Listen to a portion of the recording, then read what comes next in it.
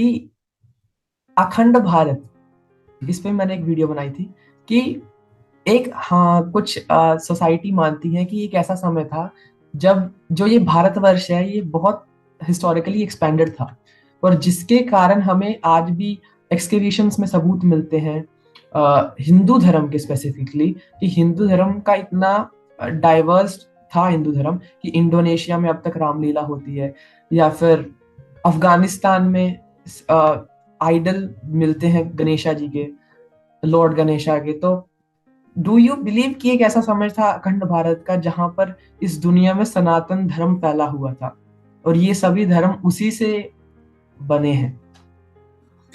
देखिए, मैं बिलीव करता हूँ कि सनातन धर्म बहुत सुंदर शब्द है, यूनिवर्सल। सनातन यूनिवर्सल, तो शुरू में यूनिवर्सल था और वो यूनिवर्सल मैनिपुलेट होके इस फॉर्म में आ गया है। Universal does not mean Hindu.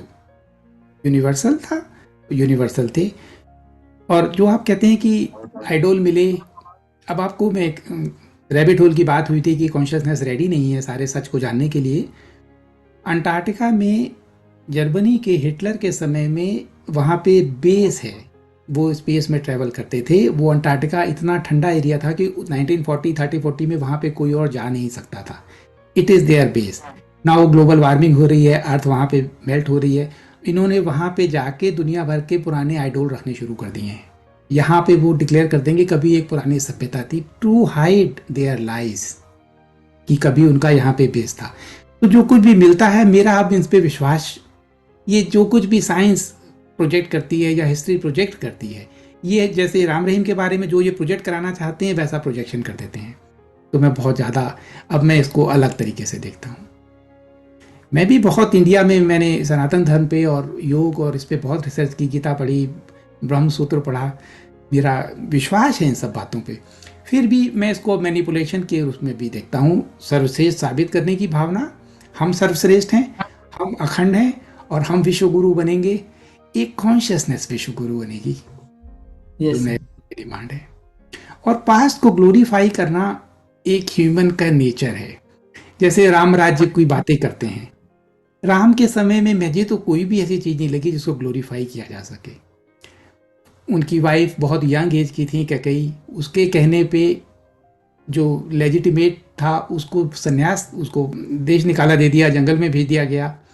Ravan था, सुग्रीव ने वाली को वहां पे बंद कर दिया और उसकी वाइफ से शादी कर ली, राम ने उसको छुप के मार दिया, है ना। ये तो ब्रेवरी नहीं थी मेरी नज़रों में।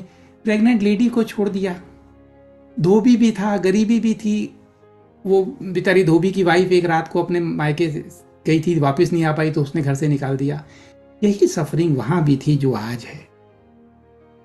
ये ग्लोरिफिकेशन की बात है कि पुराना समय बहुत अच्छा था, नहीं।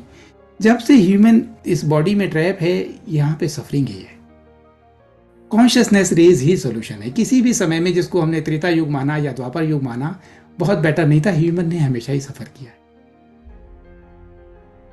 ये सर बहुत अच्छा आपने एक्सप्लेन करा कि आगे का फ्यूचर सोचने के लिए हमें, हमारे पास एक रास्ता है कॉन्शियसनेस को देखने का, कि क्योंकि ये सनातन प्रोजेक्ट करती है रियलिटी को।